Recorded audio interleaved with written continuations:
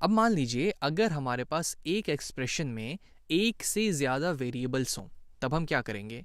जैसे कि कुछ एक सिंपल सा एक्सप्रेशन यहाँ पे ले लेते हैं। जैसे मान लीजिए मेरे पास कुछ ऐसा है, ए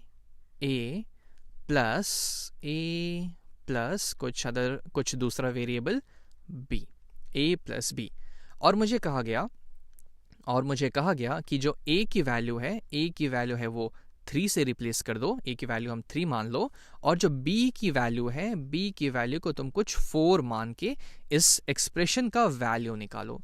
तब हम क्या करेंगे, जहाँ भी हमें ए दिख रहा है वहाँ हम 3 डाल देंगे, और जहाँ भी हमें बी दिख रहा है वहाँ हम 4 डाल देंगे। तो इस एक्सप्रेशन की वैल्यू हो जाएगी 3, ए की जगह हमने 3 डाल दिया, प्लस जो का त्यों आ गया, और b की जगह हमने 4 डाल दिया, तो ये हो जाएगा 3 + 4, यानी कि इसकी वैल्यू आ जाएगी 3 + 4 यानी कि 7। चलिए अब एक थोड़ा सा कठिन एक कुछ अलग एक्सप्रेशन ले लेते हैं।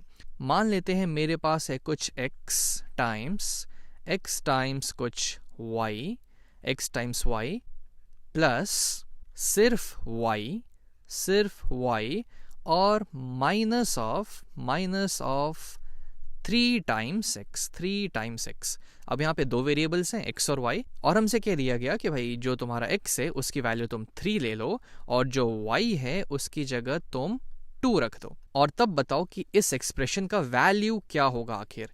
तो सिंपल सी बात यह है कि जहाँ भी मुझे x दिख रहा है, जितना भी मुझे x दिख रहा है वहाँ पे मैं 3 रख दूंगा, और जहाँ भी मुझे y दिख रहा है उसकी जगह में मैं 2 रख दूंगा, और सारा चीज़ में कैलकुलेट कर लूँगा।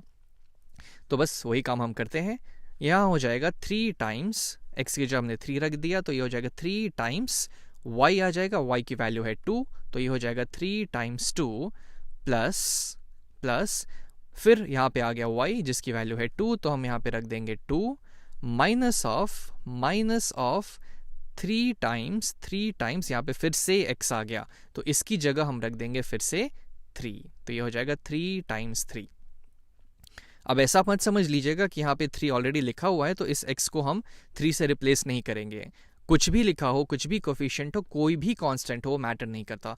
अगर जहाँ भी आपको x दिख रहा है सीधे उस x की जगह 3 को डाल दीजिए, और ये 3 तो ज्यों का तो यहाँ पे आ ही जाएगा।